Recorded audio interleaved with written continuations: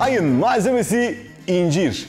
Dutgiller ailesinden olan, ana vatanı ülkemizden Afganistan'a kadar uzanan, antik uygarlıklarda, kutsal metinlerde adı geçen, şu anda dünyanın her yerinde sevilerek yetiştirilen ve yenilen incir ağacının ballı meyvesi incirden bahsedeceğim. İncirin tarihteki yolculuğunu mutlaka araştırın. Ben size yemeklerden bahsedeceğim ama okuduğunuz zaman bayılacaksınız. İncirle ilgili inanılmaz kaynaklar var. Mutlaka araştırın. 750'den fazla incir türü var ama sadece bunlardan onlarcası ticari olarak üretiliyor. İncir ağaçları ikiye ayrılıyor. Dişi ağaçlar, erkek ağaçlar. Erkek ağaçların meyveleri daha ufak, daha sert ve onlar yenmiyorlar. Sadece dişi ağaçların meyveleri yeniyor. Aklınızda bulunsun. Yediğimiz meyve aslında bir çiçek çanağı. Dışarısında çiçek çanağı kapalı. İçerisinde yediğimiz o küçük küçük şeyler var ya, onların hepsi birer çiçek. Ülkemizde ise incir Ege kıyılarından Akdeniz'e, hatta İç Anadolu'da var, Karadeniz'de var ama tabii ki bir numarayı Aydın ilimiz alıyor, ardından da İzmir'i sayabiliriz. İncir kendi başına zaten inanılmaz lezzetli. Özellikle olgun olanlar içerisinden böyle ballı, yumuşacık yapısıyla şahane bir lezzete sahip. Ülkemizde bir diğer sevilen incir ise çok güzel güneşte kuruttuğumuz kuru incirler. Şimdi ben bugün size bunlara yakışan lezzet profillerinden bahsedeceğim. Sonrasında muhteşem tarifler yapacağım. Öncelikle bunları aromalarla besleyeceğiz. Ne ile mesela? Biberiye ile, taze kekikle. Yine uyan meyvelerimiz var. Elma, şeftali, armut, bunlarla uyumu şahane. Genellikle aynı tarlada rastladığımız, ülkemizde yine vazgeçilmez olan zeytinle de bir arada yetişiyorlar ve böylelikle lezzetleri aslında birbirine çok uyumlu. Buradan hep aklınızda bulunsun. Bir arada gördüğünüz, aynı tarlada gördüğünüz ya da aynı ortamda yetişen ürünler birbiriyle genellikle uyumlu oluyorlar. Aklınızda bulunsun. Yağlı peynirler, incirle muhteşem uyum. Çünkü onun o tatlı yapısıyla o yağlı peynirin, şu anda konuşamıyorum bile, damakta yapmış olduğu lezzet, tuzlu yapısı, keçi peyniri, küflü peynir bir numara. Aromatik baharatlar, o tatlılığı dengeleyecek olan vanilya, damla sakızı, çubuk tarçın, karanfil ve kakule. İncirin o tatlı yapısına yakışan tuzlu etler. Ülkemizin en sevilenleri pastırma ve sucuk. İncirin o tatlı yapısını dengeleyecek olan balzamik sirke. Sadece üzerine birazcık böyle gezdirip yiyebileceğiniz muhteşem bal. Ve kuru yemişlerde de fındık, badem ve cevizi ilk sırada sayabiliriz. Ben size bugün neler yapacağım? Bir tane pide yapacağız. Evet, yanlış duymadınız. İncirli pide. Hem de küflü peynirli, incirli bir pide yapacağız. Tadı muhteşem. Sonrasında bir incirli salata yapmaya göstereceğim. İçerisinde hem kuru inciri kullanacağım, hem taze inciri kullanacağım. Kuru yemişler olacak, tadına bayılacaksınız. Ardından dolaplarınızdan eksik etmek istemeyeceğiniz şahane bir ezme göstereceğim. Zeytinli incir ezmesi ya da incirli zeytin ezmesi, nasıl derseniz, tadı muhteşem. Sonra bir de tatlı yapmayalım mı? Şöyle damla sakızlı, hafif kakuleli bir muhallebi. İçerisinde kuru incir taneleri, üzerinde karamelize olmuş taze incirler. Tadından yenmez. Hadi mutfağa geçip başlayalım.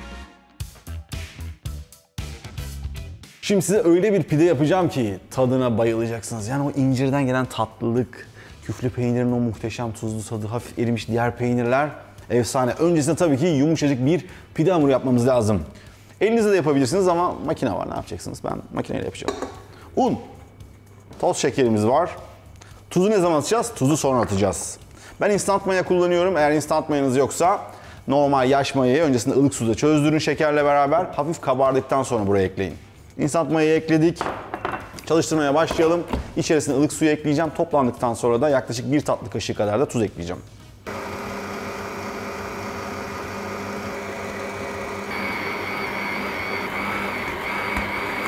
Evet, hamur muazzam. Ilık suyla olduğu için yumuşacık. Şimdi bunun üzerini kapatacağım. Yaklaşık yarım saat, 45 dakika, ilk katına çıkana kadar. Eviniz ne kadar sıcaksa o kadar çabuk kabarır.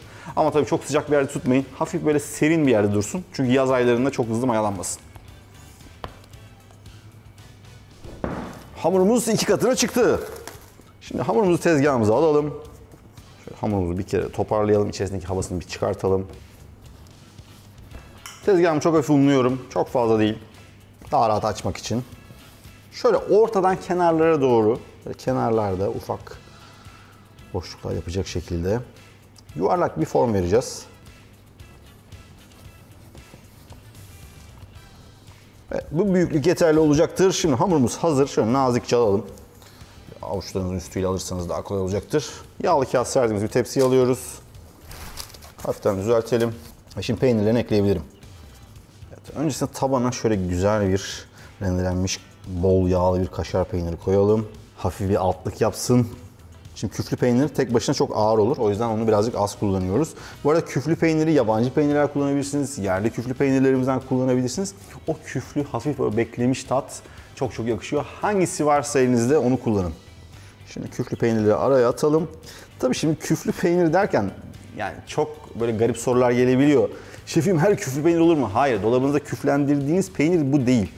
Bu peynirler, özellikle küflendirilmiş peynirler özel koşullarda, serin yerlerde, özel bakterilerle küflendiriliyor ve bunların hepsinin adı küfüne göre de aslında isim alıyor. Bu da çok uzun bir konu. Araştırmak isteyenler bunu da araştırabilirler. Bugün size birçok ödev vermiş oldum. Şimdi ben malzemeleri bazen böyle göz kararı atıyormuşum gibi geliyor. Tabii ki öyle atmıyorum. Açıklamalar kısmında hepsinin ölçüsünü her videoda mutlaka veriyoruz. O da aklınızda bulunsun. Şimdi birazcık da keçi peyniri koyacağız. Sizler bu kadar peynir koymak da zorunda değilsiniz. Yani evinizde hangi peynir varsa onlar da yapabilirsiniz. Çok güzel böyle yağlı ezine peynirler de bu tarife çok yakışır. Ama benim bugünkü tercihlerim bunlar. Şimdi artık incirlerimizi koyabiliriz.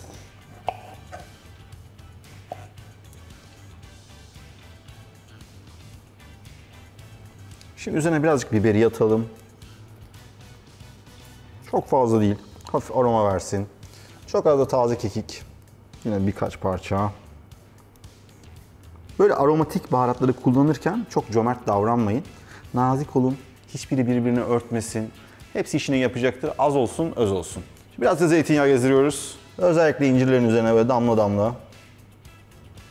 Fırın 220 derecede, altı üst fanlı, kızarana kadar.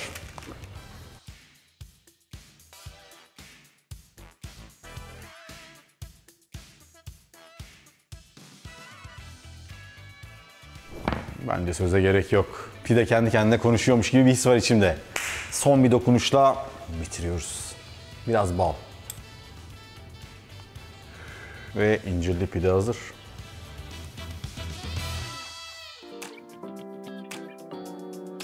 Sıra geldi salataya. Şimdi salatamıza güzel bir baz hazırlayacağız. Neyle? Çok basit. İnce bulgur. Klasik kısır gibi. Kuru incir. Şimdi onlar birlikte şişecekler. Ve ceviz. Ceviz de sıcak suyla buluştuğu zaman çok böyle ufak parçalar ayırmayın ama böyle elinizle kırın. Yumuşayacak. Çok fazla bekletirseniz kabukları çok ayrılır ama biz zaten çok az bekleteceğimiz için adeta böyle bir taze ceviz yermiş hissi verecek bize. Biraz tuz da atalım. Ve sıcak su.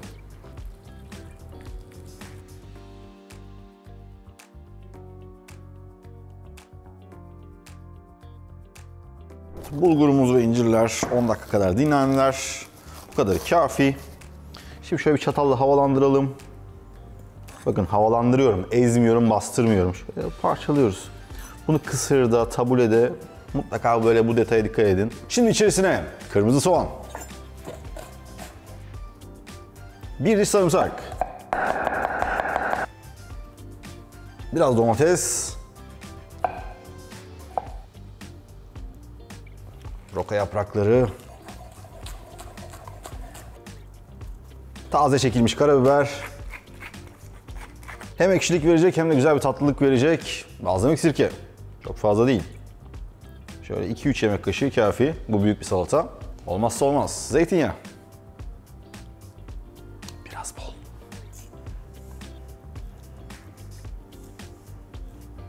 Şöyle bir tuzuna, tadına bakalım. Neyimiz eksik, neyimiz fazla.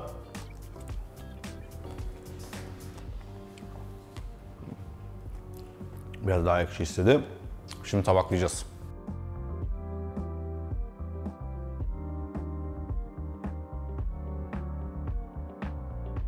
Şimdi son dokunuşumuzu da tabii ki taptaze incirlerle yapacağız.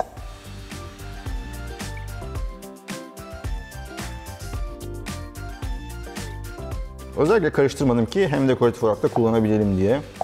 Hem de yerken üstten kolaylıkla alabiliriz.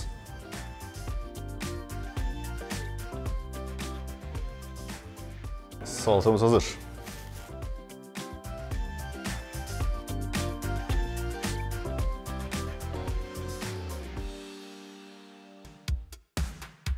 Şimdi sizlere inanılmaz pratik bir ezme tarifi vereceğim. İster kahvaltıda yiyin, ister gün boyu canınız acıkınca böyle ekmeğin üzerine sürün yiyin. Şahane bir şey, çok çok kolay.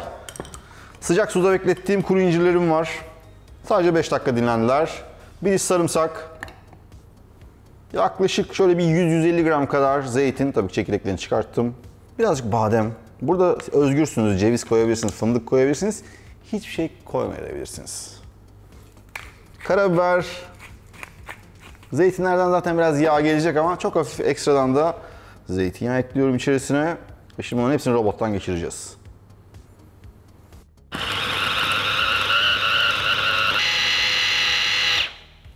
Bitti. Yaklaşık 1 dakikada hazır.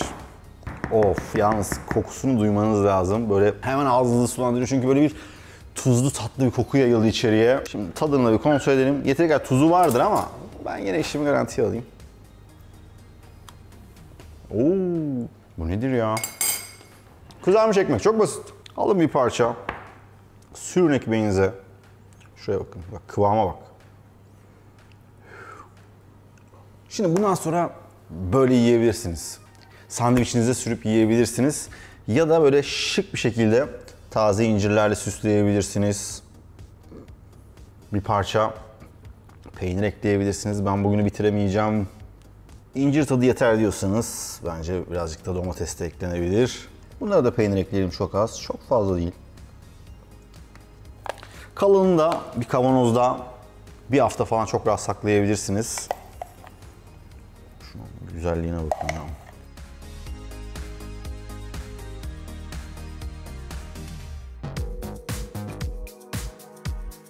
Sıra geldi tatlıya. İncirli muhallebi yapacağız.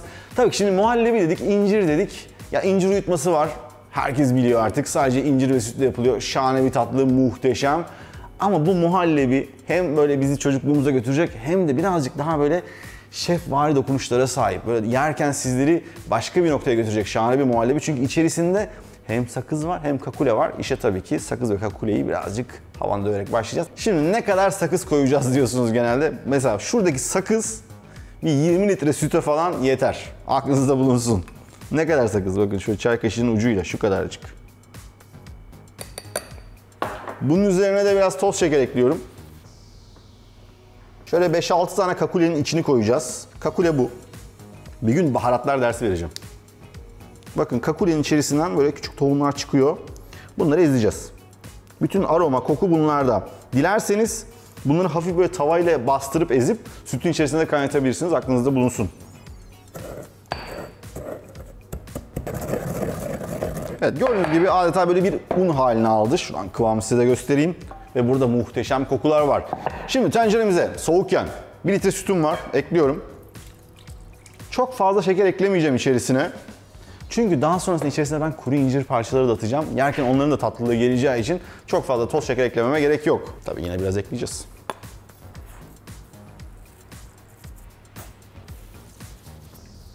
Dört yemek kaşığı, çok değil yani. Buradaki karışımımızı da ekliyorum.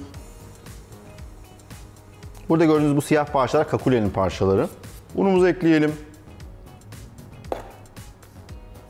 Biraz da nişasta.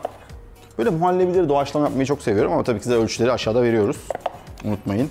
Şimdi soğukken tamam eriyene kadar karıştıracağız. Sonrasında ocağa alıp koyulaşana kadar pişireceğiz. Koyulaştığı anda da içerisine minik minik doğradığım kuru incirleri ekleyeceğim.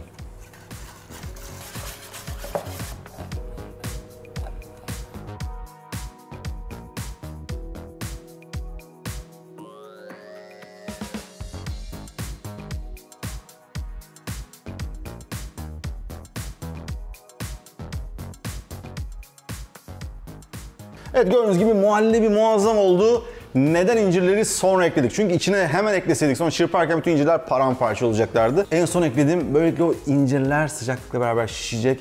İçeride güzel katman katman olacaklar. Şu anda bu haliyle bile güzel. Tabii ki şimdi taze incirleri kullanarak üzerine şahane böyle karamelli bir sos yapacağız. İşe neyle başlıyoruz? Karamelle. Tamam, sıcak. Yavaş yavaş şeker ekliyorum. Çok fazla değil, unutmayın. İncirler çok tatlı. İncirlerinizin boyutuna göre böyle güzel dilimler keseceğiz. Zaten pişirdiği zaman yumuşuyorlar. Of, şunun içine bakar mısınız? Böyle güzel dilimliyoruz. Ezmemeye özen gösterin. Evet, şekerim güzelce eridi. Şimdi incirleri içerisine bırakacağız. Öncesinde sert kısımları bırakıyorum. Yani kabukları aşağıda gelecek şekilde. Çok hızlı ve kolay bir sos. Burada dilerseniz ben daha da böyle coşarım, şef dokunuşlarından dokunuş beğendiririm diyorsanız biraz böyle biberiye falan da atabilirsiniz. Bir tatlı kaşığı tereyağım var. Tereyağını da atıyorum içerisine. Hafifçe şekerin incire geçmesini bekliyoruz. Bu kadar. Acele etmenize gerek yok.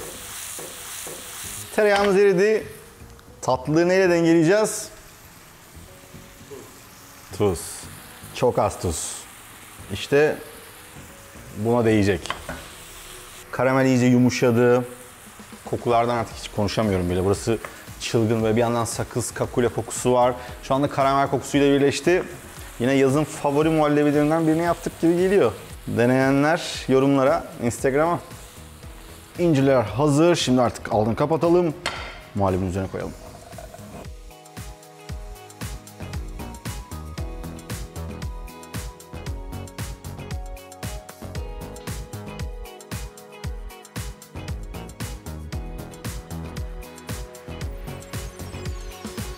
Sıra geldi en keyifli kısma. Hepsinin tadına bakacağız.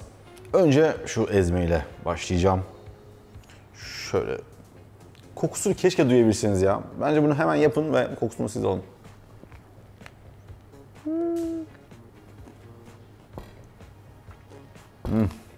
Böyle ağzımın içi yani lezzetlerden tokat manyağı oldu. Çünkü zeytinden tuzluluk geliyor, sarımsak arkadan geliyor ve incirin tatlılığı peynirle birleşti. Sonrasında tekrar bir incir ısırdım. Muhteşem. Fark ettiyseniz tariflerin içerisinde hem taze inciri kullandım hem kuru inciri kullandım. Çünkü her zaman taze incir bulunmuyor. Mevsimi çok kısa ama bu tariflerin hepsini kuru incirle de yapabiliriz. Kuru incirle yaptıklarımı taze incirle de yapabilirsiniz. Şimdi salataya bakacağım. Salatada ikisi birden var. Şöyle büyük bir kaşık alayım. Hem tazesi hem kurusu hem cevizi. Hepsi burada.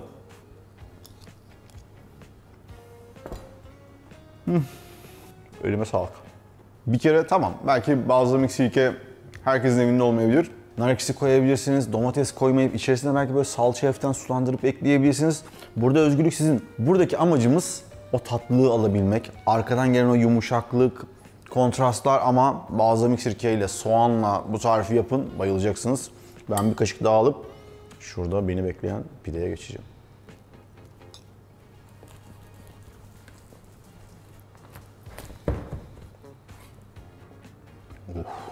Pamuk gibi. Yumuşacık pide.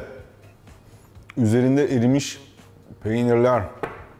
Baldan gelen tatlılık, incirlerden gelen doku, lezzet, şekerli bir... Yani anlatılamaz. Ve ne dedim? Çok hafif kullandığımız o kekikle biberiye sadece birer parfüm gibi. Asla önde değiller. Isırdığınız zaman evet geliyor ve gidiyor. Ağzınızda kalmıyor. Olması gerektiği gibi. Muhteşem. Bu şenliği tatlıyla sonlandıracağım. Kokusu zaten muhteşem. Onu da göstereceğim.